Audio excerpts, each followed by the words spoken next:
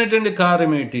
తండ్రికి ఇష్టంగా జీవించే జీవితం ఏంటి అనంటే ఉపదేశించడం, దీవించడము, స్వస్థపరచడము, ఇంకా మనం గమనించినట్లయితే బంధకాల నుంచి విడిపించడము, దెయ్యాలను వెలగొట్టడం, పాప క్షమాపణ, విరిగి నలిగిన హృదయాన్ని కట్టడానికి ఆయన తన నాయకత్వపు స్థానాన్ని యేసుప్రభు వారు వినియోగించినటువంటి వారు ఉన్నారు. దేవుడిచ్చినటువంటి అధికారాన్ని అనేకుల క్షేమార్థమై, అనేకుల మేలుకై ఆయన ఉపయోగించినటువంటి వారు ఉన్నారు. లూకాసు సువార్త 4వ అధ్యాయము 18వ వచనాన్ని మనం ఒకసారి జ్ఞాపకం చేసుకున్నట్లయితే 4వ అధ్యాయం లూకాసు సువార్త 4వ అధ్యాయం 18వ వచనంలో యేసు ప్రభు వారు సమాజ మందిరంలో ఉండి ఆయన సమాజ మందిరంలోనికి వెళ్ళినప్పుడు 16వ వచనం చూస్తుంటాం.